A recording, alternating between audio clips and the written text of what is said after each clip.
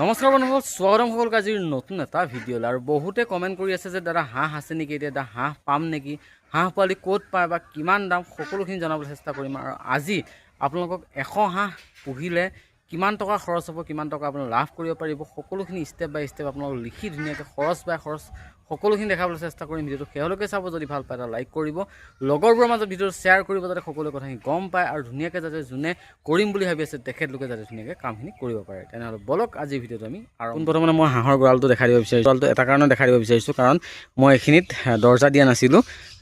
এই তেনেকুৱা গেট এখন লগাই থৈ দিছিলোঁ ইয়াতে। এতিয়া বৰ্তমান দৰ্জাখন লগাই দিলোঁ আৰু এখন যাতে ধুনীয়াকৈ মাৰি থ'ব পাৰোঁ, তেনেকুৱা ধৰণৰ কৰি ৰাখিছোঁ। এনেকৈ ধুনীয়াকৈ মাৰি থ'ব পাৰোঁ। যদি চাই তেনেহ'লে আপোনালোকে দেখা পাব, ইফালে হাঁহকেইটা এফালে আছে আৰু এইফালে থৈ দিলোঁ খৰি, কাৰণ মানে খৰি আপোনালোকে গম পায় মোৰ ফাৰ্মত মানে যিবিলাক ভাঙি দিছিলোঁ চাংবিলাক, তাৰ খৰিবিলাক বহুত হৈ গ'ল। গতিকে ভাবিলোঁ যে ইয়াতে থৈ দিওঁ আৰু তলত হাঁহখিনি ধুনীয়াকৈ থাকিব পাৰিব। ঠিক আছে, এইখিনি দেখিছে হাঁহখিনি ধুনীয়াকৈ সিহঁতে ইয়াতে আছে। আৰু এতিয়া হাঁহ ধুনীয়া ডাঙৰ হৈ গ'ল, মানে 2 কিলোৰ ওচৰত হাঁহ হৈ আছে। এতিয়া মই বিকিব পৰা হৈ আছোঁ, কিন্তু হাঁহখিনি বিক্ৰী কৰা নাইকিয়া। ঠিক আছে, কাৰণ বিহু আহি আছে, বিহুলৈ বেছিদিন নাই। ভাবিছোঁ বিহুৰ সময়ত বিক্ৰী কৰিম, নহ'লে বিহুৰ পিছত আমাৰ ইয়াত যিহেতু মেলা হয় তাত বিক্ৰী কৰিম বুলি ভাবি আছোঁ। ঠিক আছে, আৰু এতিয়া মোৰ আছে বৰ্তমান 23টা হাঁহ। বাকীখিনি বিক্ৰী কৰি দিলোঁ, বাকীখিনি অলপ কম ৰেটত বিক্ৰী কৰিলোঁ। আৰু এতিয়া যিহেতু এটা হাঁহত মই 400 টকাকৈ আৰামত পাই আছোঁ। ঠিক আছে, এনেকুৱা ধৰণৰ হৈ আছে। গতিকে বিক্ৰী কৰিম, আপোনালোক বিক্ৰী কৰিলে কিমানত বিক্ৰী কৰিলোঁ সেইখিনি জনাবলৈ চেষ্টা কৰিম। আৰু আজি সম্পূৰ্ণৰূপে হাঁহৰ আপোনাৰ হাঁহ পুহিলে আপোনাৰ কিমান খৰচ হ'ব, কিমান টকা ইনভেষ্ট কৰিব লাগিব, দানাত আপোনাৰ কিমান টকা যাব, সকলোখিনি A to Z জনাম বুলি ভাবিছোঁ।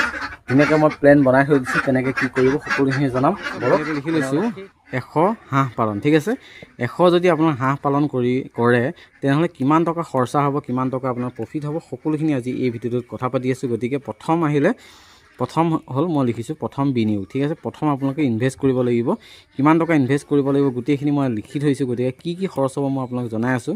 পোনপ্ৰথমতে আহিল আপোনাৰ ঘৰ আৰু গঁৰাল। ঠিক আছে, যিহেতু মোৰ ঘৰটো দেখিছে, এইটো ঘৰ, আৰু ঘৰ বনাব পাৰে, নহ'লে কৰিব পাৰে কি ধুনীয়াকৈ পানীৰ ওপৰত, বা যদি আপোনালোকৰ পুখুৰী আছে তেনেহ'লে আপোনালোকে পুখুৰীৰ ওপৰত বনাব পাৰে। যদি পুখুৰী নাই তেনেহ'লে এনেকুৱা ধৰণৰ মোৰ ধৰণৰ ঘৰ বা গঁৰাল এটা বনাব পাৰে। তাৰ বিনিময়ত আপোনাৰ খৰচ হ'ব 3000 পৰা 4000 টকা এটা খৰচ হ'ব। ঠিক আছে, তাৰপিছত আহিল আপোনাৰ পুখুৰী। যদি আপোনাৰ পুখুৰী এটা বনাব পাৰে তেনেহ'লে বেষ্ট হয়, কাৰণ পুখুৰী যদি আপোনাৰ থাকে তেনেহ'লে কিন্তু আপোনাৰ দানাৰ কষ্টিংটো কমি যায়। ঠিক আছে, আৰু যদি সৰু আপুনি পুখুৰী বনাব বিচাৰে তেনেহ'লে 6 ফুট বা 5 ফুট এনেকুৱা পুখুৰী এটা সৰুকৈ খান্দি কেনে বনাব পাৰে। তাত আপুনি পলিথিন ব্যৱহাৰ কৰিব, সেই পলিথিনটোৰ দামত মই দেখিছোঁ 500 মান টকা খৰচ হ'ব, 500 টকাত আপোনাৰ হৈ যাব।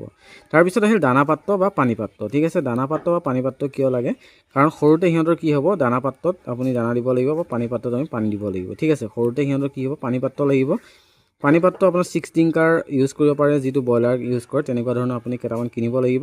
আৰু দানা পাত্ৰ বিশেষকৈ আপোনাৰ নদীয়া টাইপ কিনিব লাগিব, নদীয়া টাইপ 6টামান নদীয়া টাইপ লাগিব। সেইটো আপোনাৰ 50 টকামানকৈ হৈ যায়, 50 টকাতকৈ আপুনি 6টাত হৈ যায়। 6টাত আপোনাৰ 6 5 গুণ 30, 300 টকা হৈ যায়। আৰু পানী পাত্ৰ হিচাপত যদি ধৰে তেনেহ'লে 500 টকামানত আপোনাৰ হৈ যাব। ঠিক আছে, তাৰপিছত আহিল বৰ্ডিং বা হিটাৰ। ঠিক আছে, বৰ্ডিং বা হিটাৰত আপোনাৰ 200 টকামান মই ধৰিছোঁ, 200 টকামান বিল আহিব।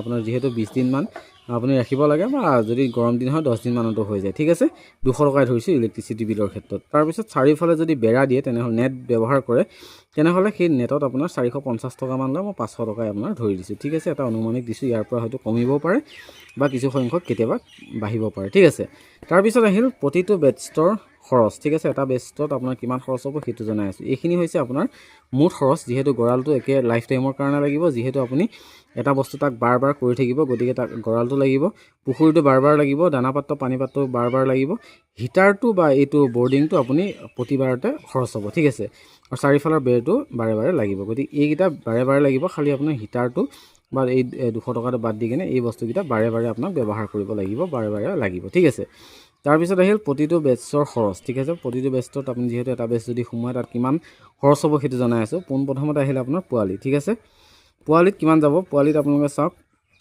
পোৱালিৰ ৰেট সকলো ঠাইতে বেলেগ বেলেগ হয়। যদি আপুনি চায় মিনিমাম 31ৰ পৰা 60ৰ ভিতৰত পোৱালিৰ ৰেট থাকে। মই আনিছিলোঁ 32কৈ। ঠিক আছে, 31ৰ পৰা 60ৰ ভিতৰত পোৱালিৰ ৰেট থাকে, আৰু এতিয়া হৈ আছে 47। ঠিক আছে, আৰু যদি আপুনি 100টা পোৱালি আনে তেনেহ'লে 100 × 47, যিহেতু 47 এতিয়া হৈ আছে, মই সেই অনুপাতে ধৰিছোঁ।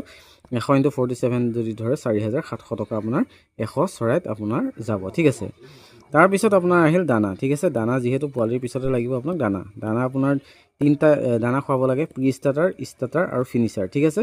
যিহেতু সৰুতে আপোনাৰ 20 দিন মানৰ কাৰণে আপুনি 0 পৰা 20 দিন মানৰ কাৰণে আপুনি প্ৰি ষ্টাৰ্টাৰ খুৱাব পাৰে, 20 দিন মানৰ পৰা নেক্সট আপুনি 1 বস্তামান ষ্টাৰ্টাৰ খুৱাব পাৰে, তাৰপাছত আপুনি ফিনিচাৰ খুৱাব। ফিনিচাৰ মানে যোনটো ফিনিচাৰ পেলেটটো নহয়, আপোনাৰ ক্ৰাম্পছটো খুৱাব, যিটো ক্ৰাম্পছটো ষ্টাৰ্টাৰৰ সৈতে ছেম হয়, ঠিক আছে।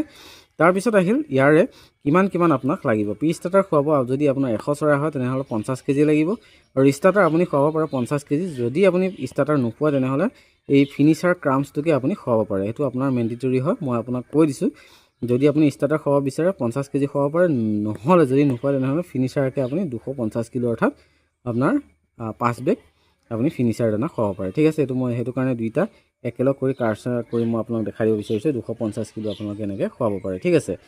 তাৰপিছত আহিলে আপোনাৰ 200 ইয়াতে চাওক, ইয়াতে এটা মেইন কথাটো হৈছে এটা দানা, ঠিক আছে। দানাৰ আপোনাৰ ৰেট কিমান হ'ব। প্ৰি ষ্টাৰ্টাৰ ৰেট আপোনাৰ 50 কিলো যদি আপুনি আনে উন্নত যিটো কোম্পানী হয় সেই কোম্পানী যদি খুৱায় তেনেহ'লে 2750 টকামান আহি যাব, ঠিক আছে। ভাল ফিড হয় প্ৰি ষ্টাৰ্টাৰৰ কাৰণে, ঠিক আছে। তাত আহিলে আপোনাৰ 2750 টকা। আৰু যদি আপোনাৰ তাৰপিছত যদি ফিনিচাৰ আৰু ষ্টাৰ্টাৰ আপোনাৰ আনে তেনেহ'লে আপোনাৰ বাৰামতি আনিব পাৰে 1800মান টকা বেগ লৈ। সেইটোত আপোনাৰ যদি লগভগ আপোনাৰ 250 কিলো আপোনাৰ আনে 5 বেগ আনিলে আপোনাৰ প্ৰায় 9000 মান টকা খৰচ হয়, 1800মান টকাকৈ আহে, ঠিক আছে। টোটেল আপোনাৰ দানাৰ খৰচ আহিব 11750 টকা আপোনাৰ 100 চৰাইত, ঠিক আছে। 100 চৰাইত কিমান আহিব মই এফালে দি দিছোঁ, 100 চৰাইত আপোনাৰ কিমান আহিব, দানাৰ কষ্টিং আহিব 11750 টকা আহিব, ঠিক আছে। তাৰ উপৰিও কিন্তু কেতিয়াবা কি হয়, ধানৰ যিটো গুড়া হয়, ধানৰ ভুচিটো হয়, সেইটো লাগিব পাৰে, ঠিক আছে। সেইটো লিখিছোঁ মই এক্সট্ৰাকৈ। তাৰপিছত আহিল মেডিচিন, ঠিক আছে। যিহেতু আপুনি এই 100 চৰাই পুহিব তাৰ কাৰণে আপোনাৰ মেডিচিন খুবেই দৰকাৰী। মেডিচিন লাগিব আপোনাৰ 500ৰ পৰা 700ৰ ভিতৰত মই লিখিছোঁ, কেতিয়াবা আপোনাৰ কমিব পাৰে বা বাঢ়িবও পাৰে, ঠিক আছে। তাৰপিছত ধানৰ গুড়ি মই লিখিছোঁ, ধানৰ গুড়ি ইয়াতে আপুনি চাব পাৰে, ধানৰ গুড়ি মই কৰিছোঁ 2000 টকা, অৰ্থাৎ 2000 টকাত আপোনাৰ প্ৰায় 2 কুইণ্টেলমান আপোনাৰ ধানৰ গুড়ি আহিব। ধানৰ গুড়ি আহিলে আপোনাৰ ডাঙৰ হৈ একদম ধুনীয়াকৈ বিকিব পৰা হৈ যাব ধানৰ গুড়ি 2000 টকা, ঠিক আছে। তাৰপিছত আহিল বিক্ৰীৰ বাবে, যিহেতু আপোনাৰ গোটেইখিনি কাম হৈ গ'ল, এতিয়া আপোনাৰ ডাঙৰ কৰি কিনে আপোনাৰ 50-50ৰ পৰা ধৰি লওক 45 দিনৰ পৰা 60-70 দিনৰ ভিতৰত কি কৰিব পাৰে আপুনি 60 দিনমানত আপুনি বিক্ৰী কৰি দিব পাৰিব। তাৰপিছত আহিল বিক্ৰীৰ বাবে, মই বিক্ৰীৰ বাবে লিখিছোঁ ইয়াতে চাওক, হাঁহ 100 যদি হয়, 100 হাঁহত আপোনাৰ মৰ্টেলিটি প্ৰায় 8টামান যদি ধৰে তেনেহ'লে আপোনাৰ থাকিব 92টা, অৰ্থাৎ 100 হাঁহত যদি 8টা মৰ্টেলিটি হয় তেনেহ'লে আপোনাৰ 92টা আপোনাৰ থাকিব, ঠিক আছে। আৰু হাঁহৰ যোৰা এটাত যদি আপোনাৰ 1 কিলো 600 ৱেট হয়, 1 কিলো 500 বা 1 কিলো 600ৰ ভিতৰত হয় তেনেহ'লে এটা হাঁহত আপুনি কিমান পাৰিব 400 টকা পাব, ঠিক আছে। 400 টকা মই এইটো 800 লিখি দিলোঁ, মানে দুটা যোৰা কৰি মই কৰিছোঁ 800কৈ। আৰু এটাত আপোনাৰ হাঁহৰ কেতিয়াও আমাৰ ইয়াতে কিলোত বিক্ৰী নহয়, ইয়াতে কি হয় যোৰাৰ হিচাপত বিক্ৰী হয়। গতিকে হাঁহৰ যোৰা যদি 800কৈ ধৰে তেনেহ'লে 46 যোৰা হ'ব, 46 যোৰাত আপুনি পইচা পাব 36,800 টকা, ঠিক আছে। তাৰপিছত যদি চাই মুঠ খৰচ মই আপোনাক দেখালোঁ, মুঠ খৰচ আপোনাৰ টোটেল এই বস্তুখিনিত এটা বেষ্টৰ আপোনাৰ খৰচ যাব আপোনাৰ প্ৰায় আপোনাৰ 19,050 টকা, মিনিমাম আপুনি যদি 19,000 ধৰে তেনেহ'লে হাঁহ বিকি আপুনি পাব 36,800 টকা আজিৰ ডেটত আৰু এতিয়া সিমান ৰেট হৈ আছে। গতিকে আপুনি 36,800 যদি আপোনাৰ পায় তেনেহ'লে আপুনি 36,800ৰ পৰা আপুনি যিটো খৰচ হৈছিলে সেইটো যদি মাইনাছ কৰে তেনেহ'লে আপোনাৰ দেখা পাব 17,750 টকা, ঠিক আছে। 17,750 টকা কি হ'ব আপোনাৰ নেট প্ৰফিট হ'ব। আৰু তাৰো যদি আপুনি ধৰি লওক কিবা যদি ইয়াতে যদি আপোনাৰ মেডিচিন খৰচ বা কিবা খৰচ যদি আপোনাৰ বেছিকৈ লাগি যায় তেনেহ'লে মই 2000 টকা এটা এক্সট্ৰা ধৰি দিছোঁ। সেই 2000 টকা যদি এক্সট্ৰা ধৰে তেনেহ'লে আপোনালোকে দেখা পাব 15,750 টকা কিন্তু আপোনাৰ মুঠ মানে প্ৰফিট আপোনাৰ থাকিবই থাকিব 15,750 টকা। আজিৰ যদি ৰেট আপুনি 800কৈ যোৰা বিকিব পাৰে, ঠিক আছে। হয়তো কেতিয়াবা 700 বিকিব পাৰিব, হয়তো কেতিয়াবা দাম কমিবও পাৰে আপোনাৰ ছিজন অনুসাৰে। গতিকে মই মিনিমাম লিখিছোঁ 15,750 টকা আপোনাৰ কি হ'ব প্ৰফিট হ'ব, ঠিক আছে। এতিয়া আহোঁ যে আপোনাৰ ইয়াত যে আপোনাৰ মই যে এইখিনি যে লিখিলোঁ, ঠিক আছে। ইয়াতে যদি যিটো আপুনি হাঁহৰ গঁৰাল বনাব বা প্ৰথম বিনিয়োগ কিমান হ'ব মই সেইটো আপোনাক এবাৰ কৈ দিব বিচাৰিছোঁ, কাৰণ ইয়াতে মই ধুনীয়াকৈ লিখিছিলোঁ, গতিকে ইয়াৰ হিচাপটো নিদিলোঁ, গতিকে হিচাপটো মই এক্সট্ৰাকৈ ইয়াতে লিখি থৈ দিছোঁ। চাওক ইয়াতে যদি হাঁহৰ ঘৰৰ গঁৰাল আৰু আপোনাৰ ঘৰটো যদি বিচাৰে 3500, মই মিনিমাম 3,000 পৰা 4,000 টকা ধৰিছিলোঁ, ইয়াতে মই 3500 লিখিছোঁ।